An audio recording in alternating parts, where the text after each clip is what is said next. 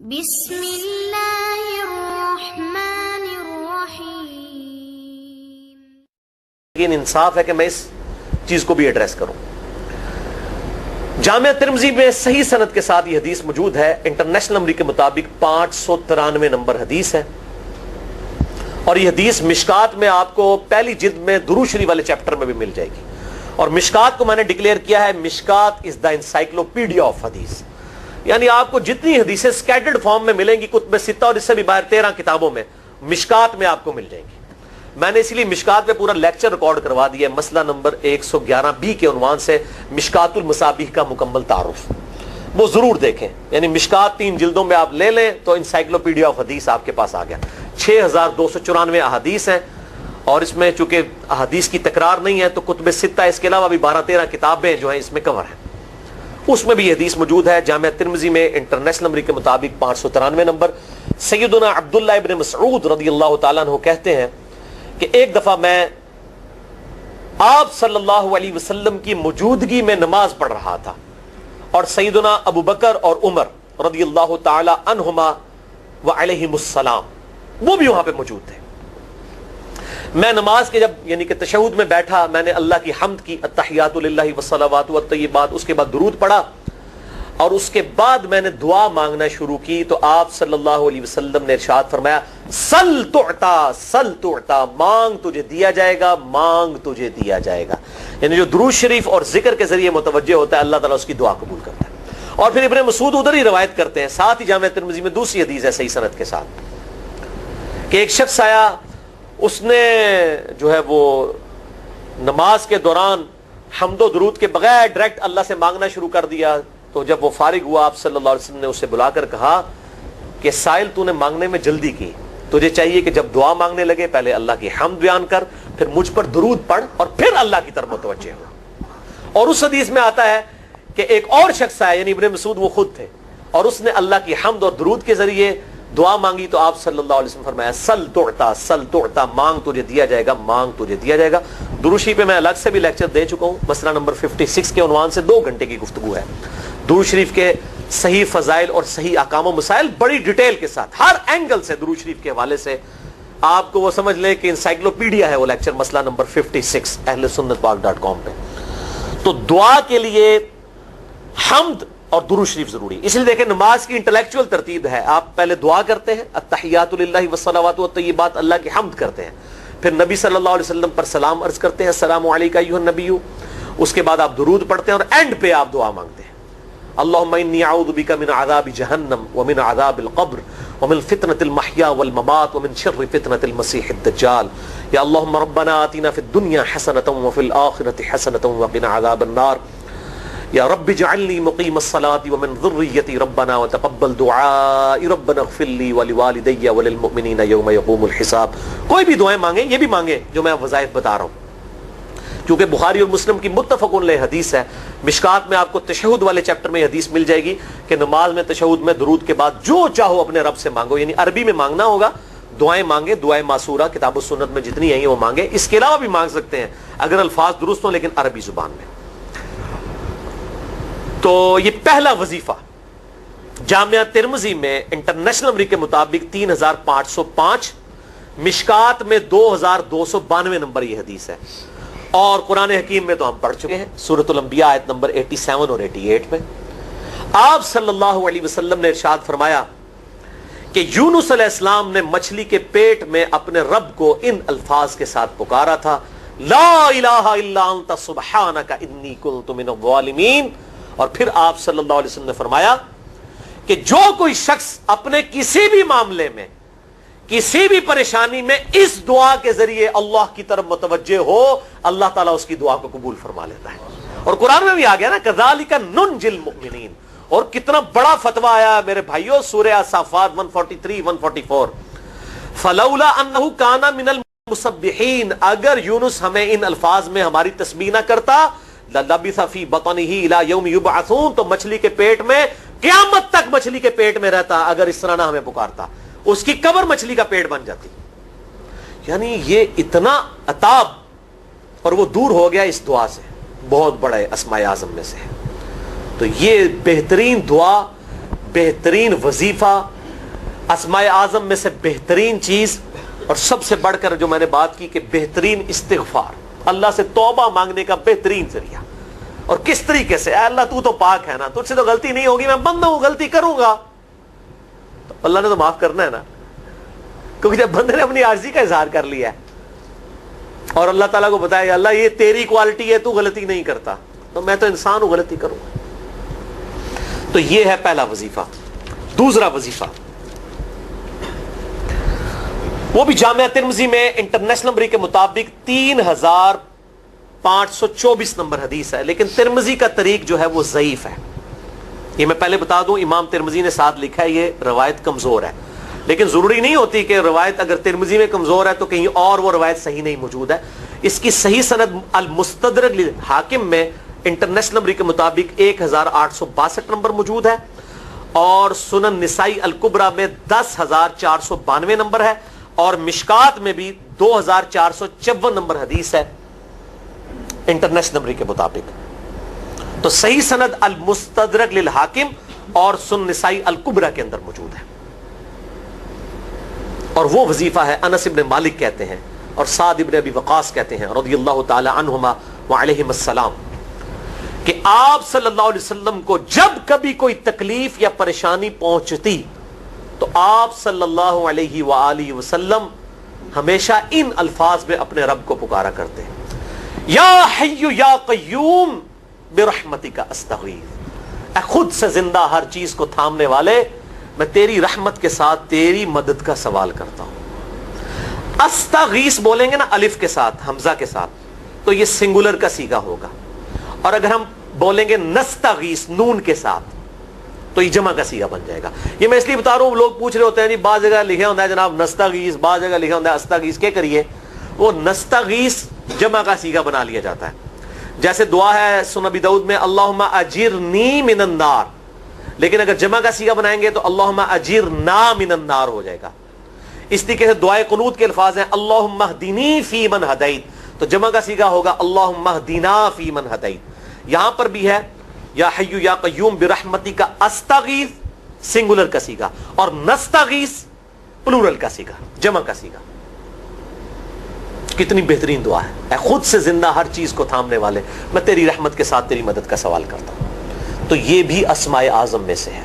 سنن نسائی الکبریٰ کے اندر صحیح سند کے ساتھ 10492 اور المستدرک للحاکم میں 1862 نمبر. اب یہاں پہ میں ایک ضمناً بات بتا دوں سنن نسائی الکبریٰ کے بارے میں، چونکہ اکثر لوگ پوچھتے ہیں. میرے بھائیو، ایک سنن نسائی وہ ہے جو کتب ستہ میں ہم پڑھتے ہیں، اس میں یہ کتاب لکھی ہے امام احمد بن شعیب نسائی رحمہ اللہ تعالی المتوفی 303 ہجری. کتب ستہ میں یہ ویسے 5ویں نمبر پہ گنی جاتی ہے، لیکن بخاری اور مسلم کے بعد دنیا میں سب سے صحیح ترین کتاب سنن نسائی ہے. سب سے کم ضعیف حدیثیں اس کے اندر ہیں. بخاری مسلم کے بعد تیسرا نمبر اس کتاب کا ہے. دنیا کی کوئی حدیث کی کتاب بخاری مسلم کے بعد صحیح نہیں ہے جتنی سنن نسائی ہے.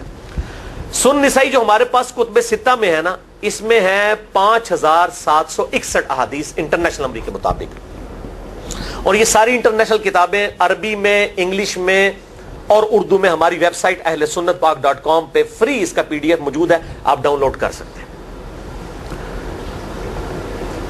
5761 احادیث ہیں اس سنن نسائی میں جو ہمارے پاس ہے. اسے ویسے ٹیکنیکل لینگویج میں کہا جاتا ہے سنن نسائی الصغریٰ، چھوٹی سنن نسائی، کیونکہ امام نسائی نے یہ کتاب نہیں لکھی تھی. امام نسائی نے کتاب لکھی تھی سنن نسائی الکبریٰ، بڑی سنن نسائی، اور اس میں حدیث ہیں انٹرنیشنل نمبر کے مطابق 11770. بخاری مسلم سے بھی زیادہ حدیث ہیں اس میں. لیکن یہ امام نسائی کے ایک شاگرد تھے امام ابن السنی، انہوں نے اس کو مختصر کر کے نا چھوٹی کتاب بنا دیا، اور اب پبلک میں یہی چھوٹی کتاب مشہور ہے. اس کی وجہ سے جب ہم سنن نسائی الکبریٰ کا آپ مشکات میں دیکھیں گے نا تو وہ فرق نہیں کرتے ہیں.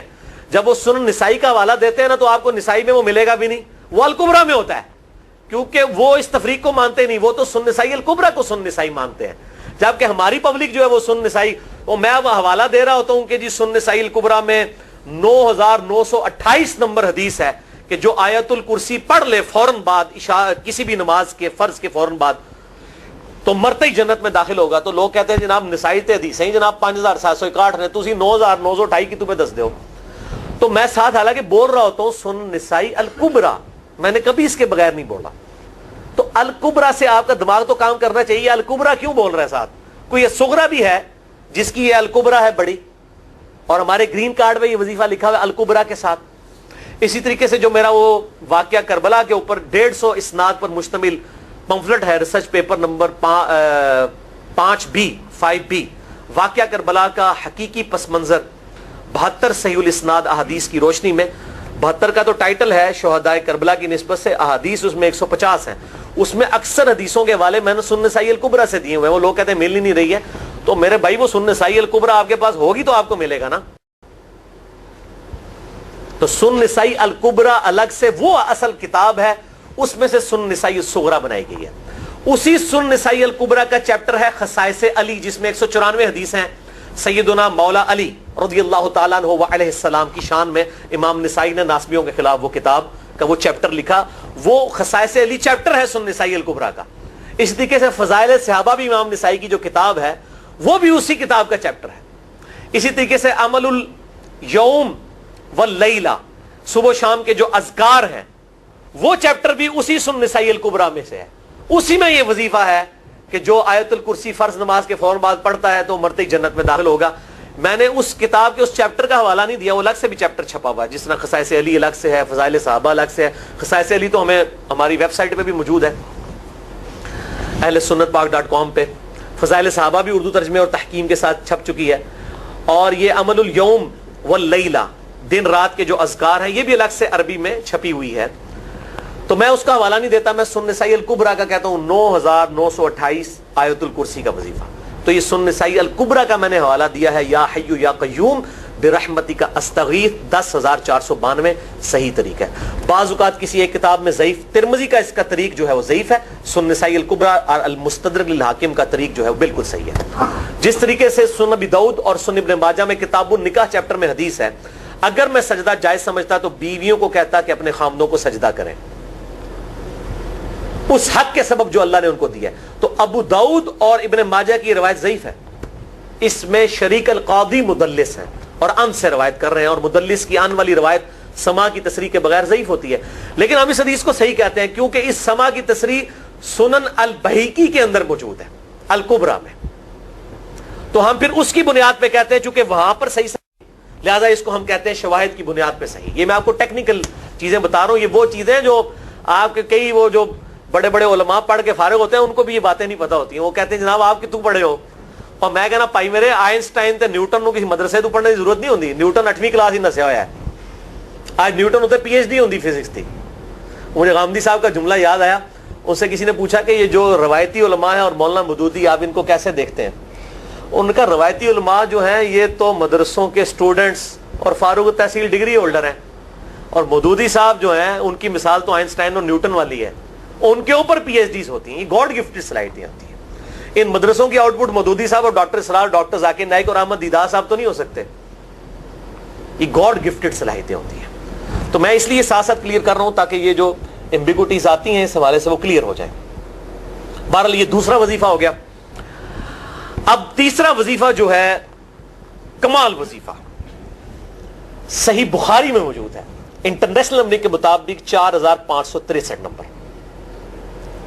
ابن عباس رضی اللہ تعالی عنہما کہتے ہیں وعلیہم السلام, وہ کہتے ہیں کہ سیدنا ابراہیم علیہ السلام کو جب آگ میں پھینک رہے تھے نا, تو ابراہیم علیہ السلام نے اس وقت کہا تھا حسبنا اللہ ونعم الوکیل, ہم نے اللہ ہی پر بھروسہ کیا اور وہی بہتر کارساز ہے.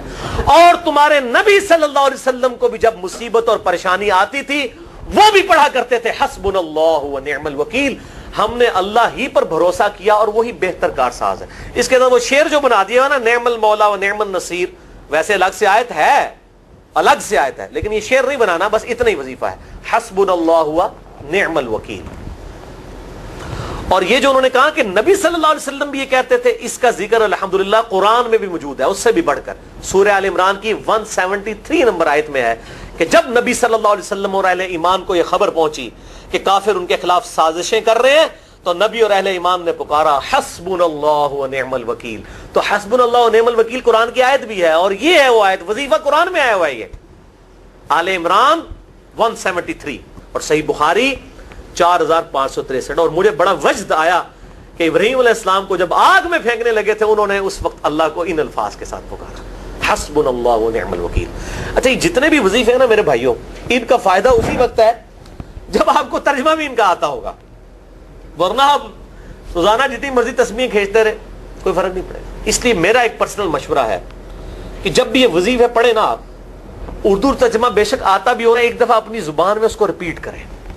یعنی آپ پڑھیں حسبنا اللہ و نعم الوکیل, میں نے اللہ ہی پر بھروسہ کیا اور وہی بہتر کارساز ہے. آپ دیکھیں یہ صوت القرآن چینل میں جب وہ عربی چل رہی ہوتی ہے, جیسے ہی وہ مراج الدین خان کا ترجمہ شروع ہوتا ہے نا, کیسے کب کبھی تاری ہو جاتی ہے, کیونکہ ہماری زبان میں بات ہو رہی ہوتی ہے نا. ابھی تو نہیں قیام اللیل میں رو رہے ہوتے, ان کی زبان میں بات ہو رہی ہوتی ہے, اپنی زبان کا اثر ہوتا ہے. اسی طریقے سے آپ لا الہ الا انت سبحانک انی کنت من الظالمین, یا حسبنا اللہ و نعم الوکیل, یا حی یا قیوم برحمتک استغیث, جو بھی وظیفے پڑھیں نا, ایک دفعہ ان وظیفوں کو جب آپ الگ سے دعا مانگ رہے ہوں, اس وقت اس کو آپ اپنی زبان میں بھی دہرائیں. اور اس کے لیے کوئی تسبیح نہیں کھینچنے کی ضرورت کہ آپ نے اتنے 100 دفعہ پڑھنا ہے. تسبیح تو ویسے ٹھیک ہے, وہ آپ استعمال کر سکتے ہیں, لیکن آپ چلتے پھرتے اٹھتے بیٹھتے ہر وقت جس حالت میں بھی, اور صحیح مسلم میں حدیث ہے کہ یہ جو وظائف ہیں ان کے لیے تو کوئی وضو بھی کیا, غسل بھی پروٹوکول نہیں ہے. اب عائشہ کہتی ہیں نبی صلی اللہ علیہ وسلم حالت جنابت میں بھی اللہ کو یاد کر لیا کرتے تھے. صحیح مسلم میں حدیث موجود ہے, جنابت والے چیپٹر میں, ہر حال میں اللہ کو یاد کرتے تھے. اور جو قرآن میں بھی دعائیں یا اذکار آئی ہیں نا, جب آپ حالت جنابت میں بھی اس کو کریں گے نا, تو اس پہ قرآن کا حکم نہیں لگے گا.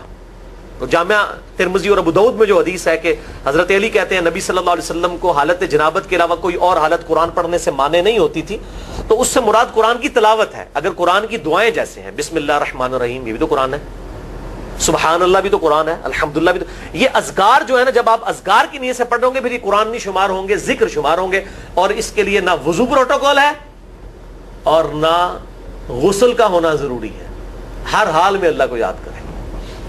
تو یونس علیہ السلام نے کتنے یاد کیتا ہے, فی الظلمات, مچھلی کے پیٹ میں, جہاں نہ کوئی اگربتی تھی اور تعفن پھیلا ہوا تھا اور اندھیرا ہی اندھیرا تھا. یہاں پہ وہ جناب کس طرح وہ روشن کرتے ہیں, پھر 1.25 دفعہ پڑھواتے ہیں.